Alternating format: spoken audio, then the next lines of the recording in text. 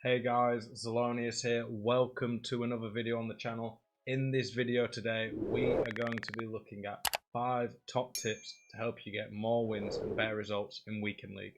Are you fed up of getting out-teamed on FIFA? Want that God squad that you've always dreamed of? Check out MMOEXP and use code ZEL at checkout for a 5% discount. Check out the link below. MMOEXP, the best place to buy coins. Okay, so the first tip, and it's not one that I should really even have to say, but it's definitely relevant on this FIFA, is checking out your settings before you start playing. So this is something I always try and make sure I remind myself to do.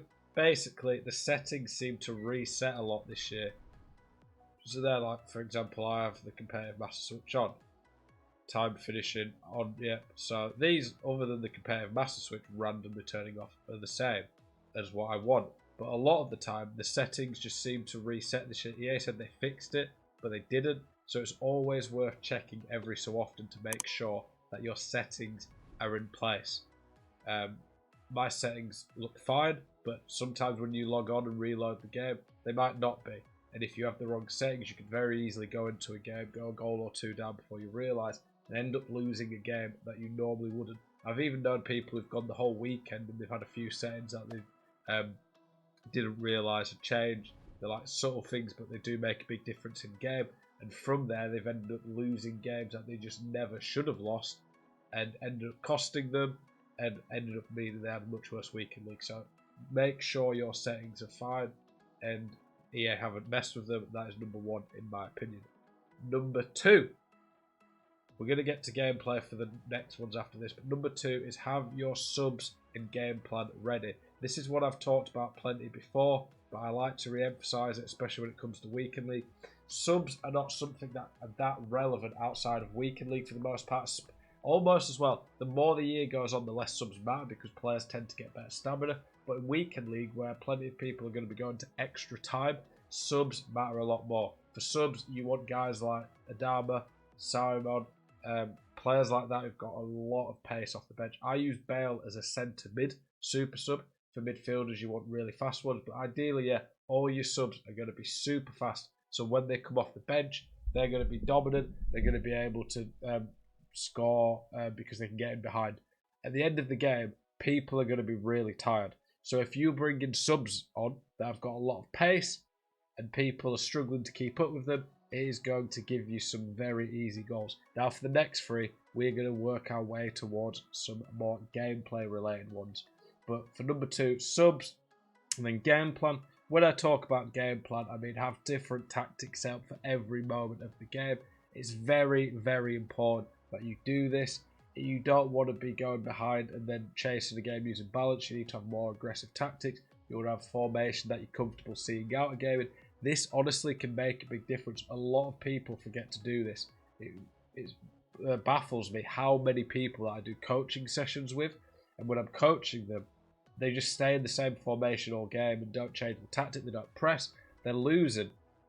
They're losing by a couple of goals, and they end up still sticking to the same formation and don't go to a more aggressive pressing one. It's crazy, but it messes a lot of people up. Make sure you have a game plan. I release lots of custom tactics videos where I talk about full game plans that you can use for every different part of the game. It'll make a big difference and help you get much better results.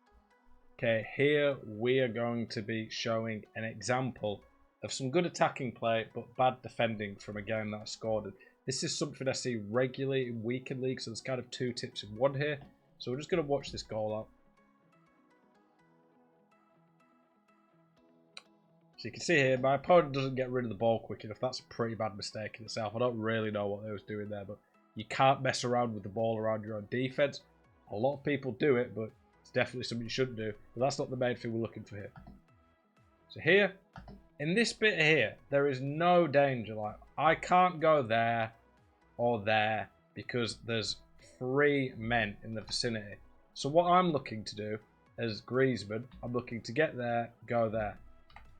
Having tricks up your sleeve that you know are a viable way for you to break people down is really important. It's game changing when you can get used to adding a few tricks to your game.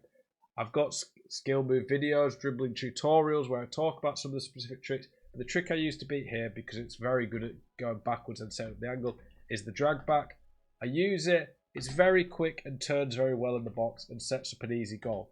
So one of the tips here is having tricks up your sleeve that you know you can reliably pull off when needed to beat a man.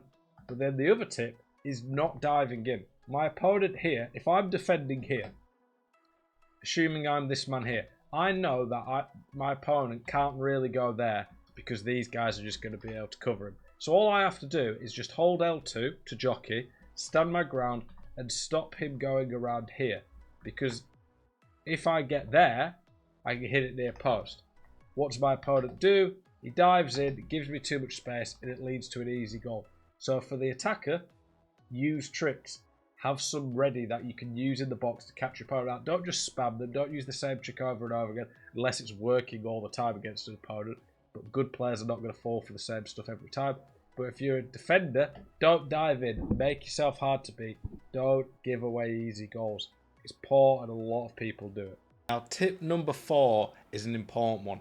If you've ever watched any of my tactics videos, you will have heard me talk about how important width is. Patience and using width is key to becoming a better FIFA player. Now watch this clip here, you'll see this. So I build it up here. I'm going to end up giving the ball away a bit cheap here, do I? No, okay, no, good patient play. I'm using the width there from my fullback to draw men out.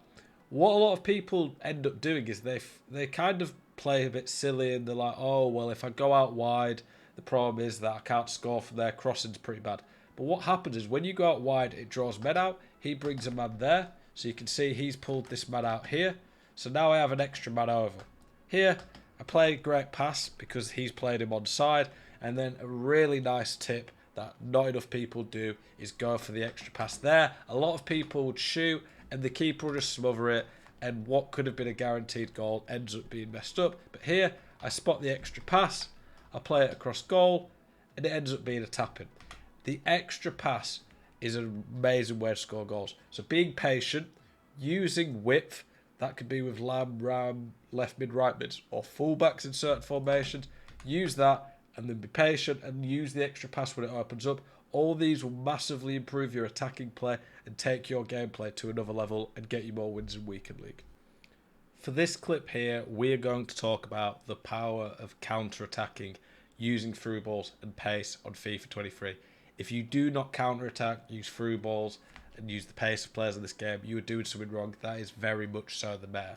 So here we go. We win the ball back here, and you can see straight away, as long as it's viable, I'm always looking to get forward. I do a 1-2 there. That's L1X. You can see there I've done the 1-2 because Griezmann's triggered a run. He's put his arm out. That means he's doing that. So if you see your opponent do that, make sure you track the run. So defensively, you need to cover these runs because they're OP. Watch what happens here. My opponent switches. Griezmann's making the run there. I don't really get why he doesn't mark him. But there, I play the chip through ball. I'm in on goal. My opponent panics. Pretty cracked finish from Griezmann. But this has all come. Let's have a look at the clock. So I get the ball back around 1 minute 30. And I'm a bit patient. I'm not forcing the ball forward on a counter-attack. So 2 minutes 30. So 1 in-game minute. 1.5. Basically just over 1.5 in-game minutes. And we've gone from my own keeper, basically, to scoring. Counter-attacks, through balls. The pace meter on this game is really disgusting at times. You'll have played a lot of people who use it. At the higher end, it's very hard to deal with. It's one of the reasons the 4-3-2-1 so meta and good this year. Make sure you are taking advantage of this. If your opponent's diving in, not tracking the runs, use the through balls and pace. That is really good on this game. Trigger runs with L1. Use 1-2s with L1X. It's a good way as well of being the press. If people don't mark it, you're going to get lots of goals from it. Don't be afraid to go out wide with players. Use through balls to go out wide, stretch players, and then make space in the middle with cutbacks. It's OP. It's one of the best ways of playing on this game. Hopefully these tips will help you improve, help you get more wins on Weekend League. I appreciate you guys watching this video. As always, keep it spicy. I'll see you guys in the next one. Peace.